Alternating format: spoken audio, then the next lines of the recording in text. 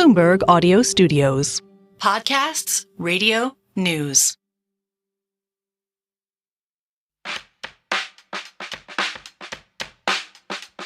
Welcome to the City of London. The City of London. The next station is Bank.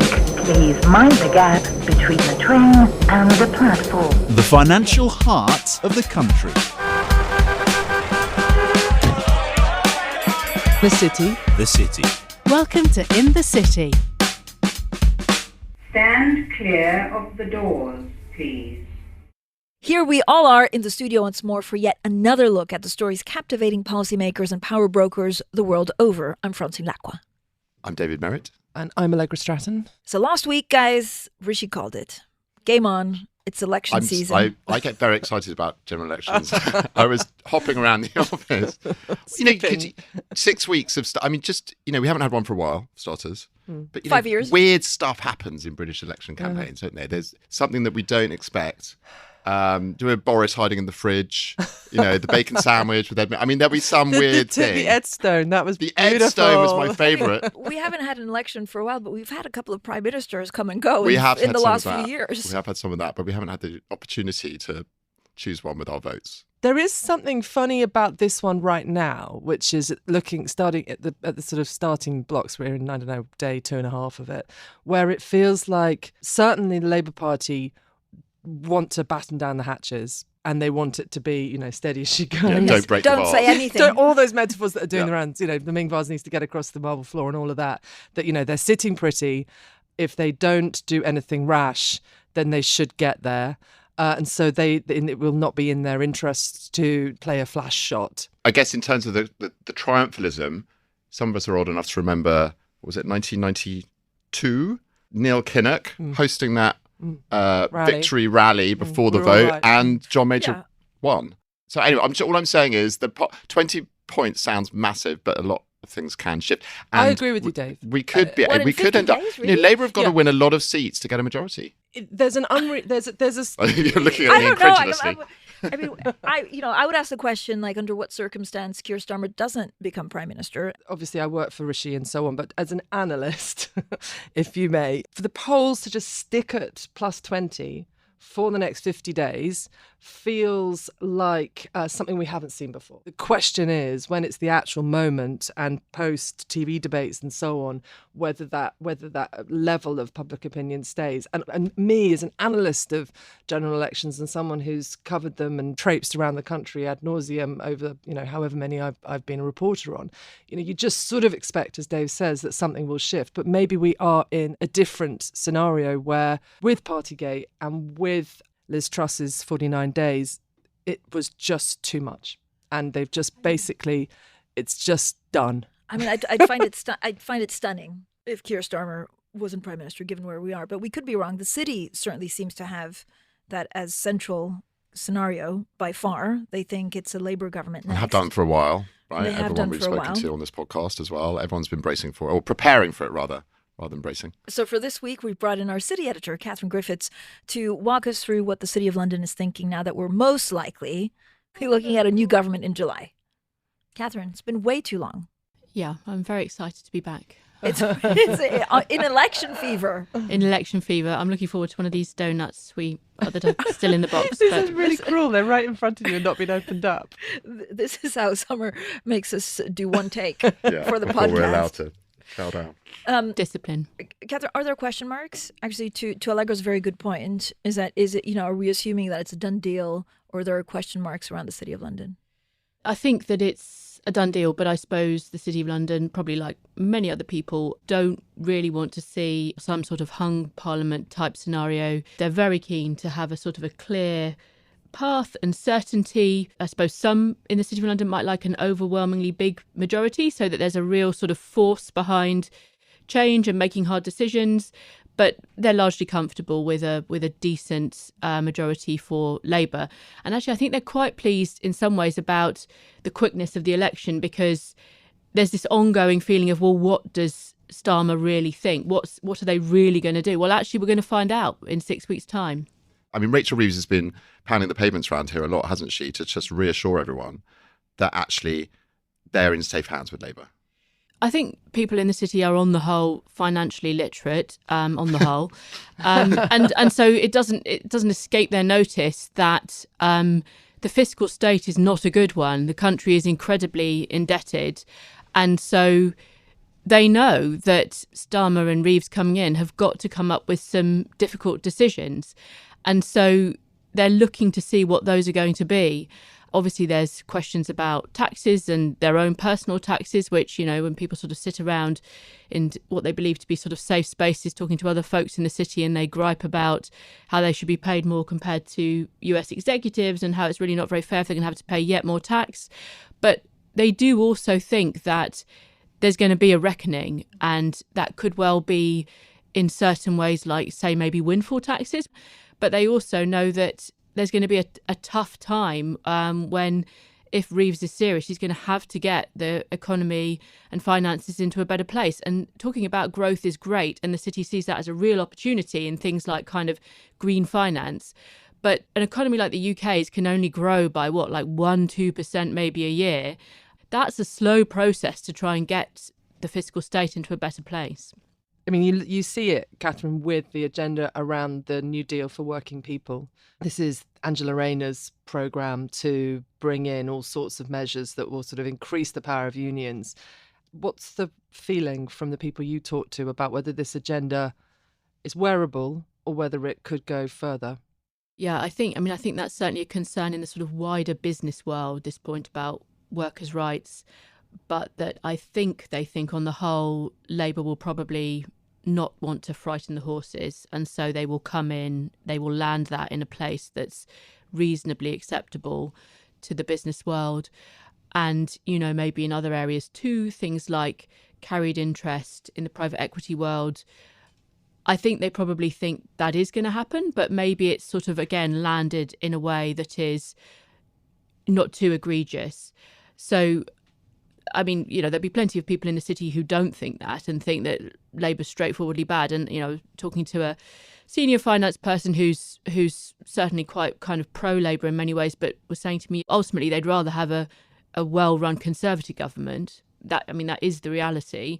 But they don't think they're going to get that, which is not to say they don't like Rishi Sunak. I think they largely do, and they like Jeremy Hunt. And certainly at the last Conservative Party conference, Jeremy Hunt went down very well, and their party conference landed better actually for business than the Labour Party conference did. But taking everything into account, there's definitely a view that they want Labour to win the next election. So the only, I guess, Tory government or Tory administration that has tried to help, capital markets, that has tried to get IPOs back, that has tried to do stuff for business, has been this combo of Rishi Sunak and Jeremy Hunt. So would Labour roll back some of the initiatives that they put in place? No, I think that they would very much carry on with those initiatives for the City of London. So before we got the news about the election, we were kind of all slightly gearing up for what Jeremy Hunt was going to say in his speech to the Mansion House with the big city audience, which was going to come in July the 11th. And I think we were going to get some more details on things like pension reforms and city listings. And that's quite incremental, but I think people were thinking it was actually going to be quite serious. And it was described to me as Hunt kind of dipped his toe in the water at Mansion House last year, and he was going to be diving in this year. And I think we can largely expect Rachel Reeves' team to just carry on with that stuff, and the work is in train and they will just take it on. One thing that I think could be quite interesting and different perhaps, though, is the sort of ideology around direction. And so this idea that people are describing increasingly as the sort of home bias. So whether you should and could direct people into investing into UK assets. And things like the British ISA. The British ISA, and also pension funds, and whether you kind of make people invest a certain amount rather than say it would be a great idea. And I think there are people around the current Prime Minister and Sunak himself who probably ideologically feel not very comfortable with that sort of very direct point. Right, exactly. That slightly interventionist approach. Can I ask you a question about how sort of resilient or mature the captains of industry you're speaking to are? Because it seems like they're thinking that Labour will be stability and clarity and, nirvana and all those things. And all of us in this room have covered and dealt with the difficulties of the last few years. So we want some of that too, from whatever the government that comes next. But I wonder whether actually in reality, we know how difficult the financial situation is. We also know that a Labour government will have noises off within their ranks, just like this Conservative government has had. And they will have to do things to placate their base. There'll be people who are irritated that, Starmer's on day one or day two done something on taxes or whatever that isn't quite ideologically pure Labour, and they'll want something in return. So I'm just wondering how much you feel that businesses are hoping for this very kind of clear, emphatic government line, which I'm not sure any government can do in such difficult financial situations. Yeah, well, I suppose that comes down to this idea of how much honeymoon will they be given? And it seems at the moment, at least, like from a business community point of view, they're prepared to give them a fairly decent honeymoon because they are, really, really hacked off with kind of 8 years of chaosonomics, as someone put it to me. Sounds like a podcast series. But, that's an excellent title. Brought to you by Bloomberg. Coming soon. But, what everyone would like, obviously, is Tony Blair and Gordon Brown in 97, inheriting a fairly strong economy, actually, able to have a bit of wiggle room in terms of money and a massive stonking majority. But we might not get any of those things, right? No, but it's interesting, isn't it? Because people have kind of forgotten that Brown did a windfall tax on the energy companies in very short order. So that weight of history, I point, though, about Brown and Blair is an interesting one, and how kind of people look back on that as this sort of absolute golden time. And, I don't know if any of you have seen this, but you see clips on social media of Blair being harangued about the NHS, and it was sort of like, I can't get a doctor's appointment this afternoon. We're all living in different times now. But I think one of the things, and, this is not to say that everyone in the, your point about sort of the CEOs and chairmen and women, and whether they're kind of adults in the room, and of course some of them aren't at all, some of them are big babies, but a lot of them are serious people. Yeah. And they've seen a lot, and they're on the whole serious people, and they're used, they kind of attach something to efficient and competent running, and I suppose they perceive that Rachel Reeves particularly is their kind of person. But do they really know Rachel Reeves? So it always strikes me, when you kind of speak to some of these chief executives or insiders in the city, they say, I met with Rachel Reeves. She came to see me. It's great. They're pro-business. But we don't really 100% know the details. Yeah, for sure. And also I think they think that, unlike in 97 when the Blair team had a lot of time to prepare, this team really hasn't. And that's a bit unsettling as well. What do people in the city care about? There's a spectrum of opinion particularly on things like the carried interest when the kind of private... But Can we explain a little bit what carried interest is, just for anyone who doesn't know exactly what that means, the sort of technical side for it and why they want to do away with it? Yes, so the Sorry. The Labour Party wants to kind of even out tax that people who work in the private equity industry pay. They take the view that because they take some of their profits as this thing strangely named carried interest, that it's actually really just straightforwardly money they're making like everyone else makes in their jobs, and so that it should be taxed in the same way as income tax is taken from people, and if they do that, the rate will go up. And so private equity people are not happy about that, and they say that crucially, I suppose, the UK might then be out of whack with other countries, and they're very, a lot of these people are very sort of international people, and so why would they stay in London? They might go somewhere else. A lot of the British economy now is in private equity hands, and that is a political win for Labour to say we're going to somehow disincentivise people to kind of take bits of the British economy public, which is shrinking the London Stock Exchange, and then, by the way, they're paying less tax than you are in your normal job. So it's a political move by them, but economically, it doesn't really stack up. They'll raise a few billion from it over years, and I think they do see a fairness point. And actually, there's quite a lot of people out there in the world, in the business world, who think it's fair enough, and who make the point that while they themselves are fairly well paid, actually in the private equity industry, people make enormous sums of money. I think they could tweak those rules, but I think they're going to hold to it and do it because, let's face it, they need to find money from somewhere. And it's not an enormous sum of money, but it will be a revenue raiser.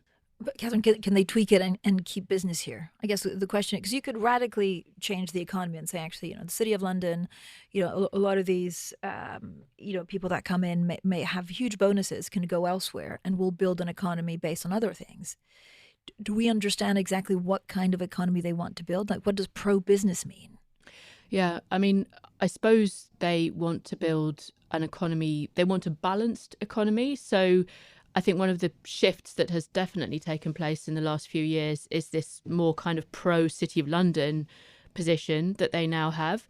Rachel Reeves said at the Labour event at the Oval Cricket Ground earlier this year that it was sort of echoes of Peter Mandelson, that profits were not a dirty word, they were a sign of success. Mandelson said intensely relaxed about the filthy rich. Exactly. As long as they pay their taxes. As long as they pay their taxes. It's the bit that's never the crucial bit.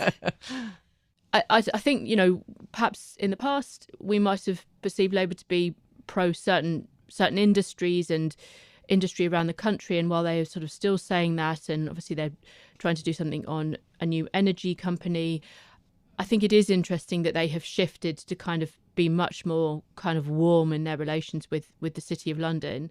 Can I ask about Europe? Are we going to get a new deal with the European Union?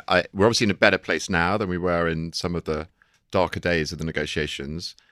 But Keir Starmer's instincts, presumably, he was all for staying in the single market, wasn't he? The business world, I think, recognises that they are not the experts when it comes to the kind of reading the runes on Europe and the politics of that. But I think what they seem to hope is that something which maybe moves forward in the world of kind of defence cooperation then has other things negotiated on the side, economic things negotiated on the side, which would be helpful. We're seeing a new drive in Europe on, I think Macron has been talking about this, about the capital markets union. Could Britain participate in that under a Labour government? So no, they won't participate in the capital markets union, which they see as a, sort of French plot. That is very much something on the continent, although I think they think that capital markets union is happening no time ever. But, fair enough. But they definitely do see, as a sort of that kind of narrative around the fact that the UK regulators, like individuals, know the continental regulators really well. They've got good relationships. So I think they hope that, they sort of perceive the mood to be one where it's defence and our sort of joint security is the area where people see as something that's very important and that the country would see as important. And so that, this stuff could come alongside it. Can we just do a bit of crystal ball gazing to wrap up? What are you saying? Massive majority, hung parliament? Where are we? Do you want to get us fired? What? It's just a little punt. Well, I Is it feel going to be there tighter than the polls? Far greater experts in the room here than me. Experts don't exist anymore. I just want that kind of Ed Stone moment, or the bacon sandwich. Wait, what are we betting? Lasagna tray? Lasagna. Yeah, I'll come and cook lasagna. I don't think our listeners know the lasagna reference. I'll take that bet. I say landslide. Landslide. I think somewhere in the middle between landslide and hung parliament. I have no idea. Sorry. You're missing out on the lasagna. Thank Dave? You, no, Dave. Me? Oh, no, I'm not going to place a bet. Am I mad? Oh, you're getting everyone else fired. Dave's making the lasagna, so I mean, Exactly. that's fair enough. Thanks for listening to this week's In the City from Bloomberg. This episode was hosted by me, Francine Lacqua, Allegra Stratton, and David Merritt. It was produced by Summer Sadi. Show open design and additional editing by Moses Andam. Brendan Francis Newman is our executive producer. Sage Bauman is head of podcasts. Special thanks to Katherine Griffiths. Please subscribe, rate, and review wherever you listen to podcasts.